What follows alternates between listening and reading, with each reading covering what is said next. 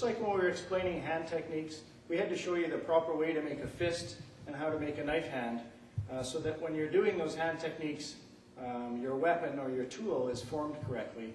I wanted to include a segment on the positioning of your foot, and I want you to study it and learn it before you go on to do some of the kicks.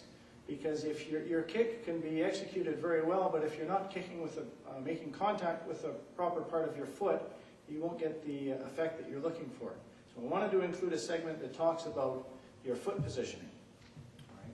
There's basically 4 parts of the foot that you're going to be making contact with when you're doing your kicks. So I wanted to explain those 4 parts of the foot. The first one is the ball of your foot.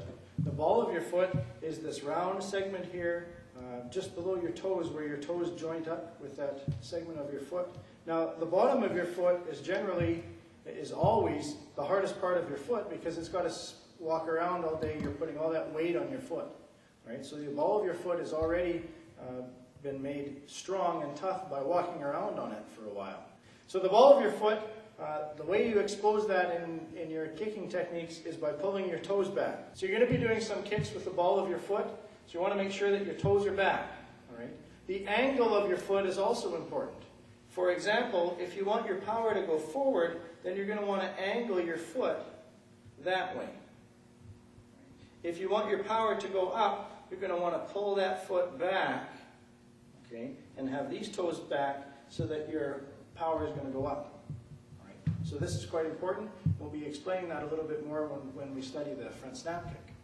The strongest part of your foot is your heel, and this is this section here, right below your ankle. This is the strongest part of your foot. It carries your weight around all day long, so it's been made hard. Right? When you do a back kick, when you do a side kick, you're generally going to be using your heel. Right?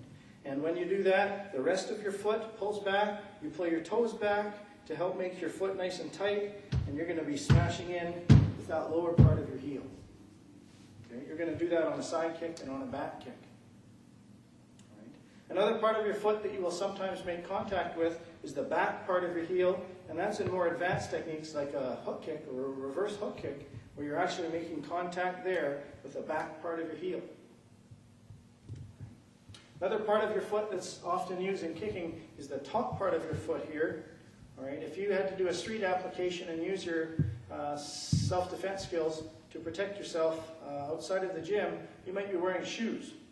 And it's often hard to pull your toes back when you're wearing shoes, depending on the type of shoes that you're wearing. So sometimes you have to kick with your instep here. And that's that section between the knuckles of your toes here and your wrist and your ankle. You're going to be kicking with that top part of your foot. Right? So you can do that sometimes with the turning kick and also sometimes with the snap kick to the groin. Right? So we'll explain that a little bit more when you're doing your kicking techniques. Right? The last segment of the foot that you kick with rarely is called the blade of your foot. And that is this edge right here between the ball of your foot here, the outside, and your heel. Okay? Occasionally you'll kick with that side of that edge of your foot there, okay, that way. All right, so you'll be making contact with that. You don't do that very often. As a general rule, if you can do this part of the foot, you generally use the heel because it's a stronger part of your foot. But it's important to mention that too, that occasionally you might kick with the blade of that foot.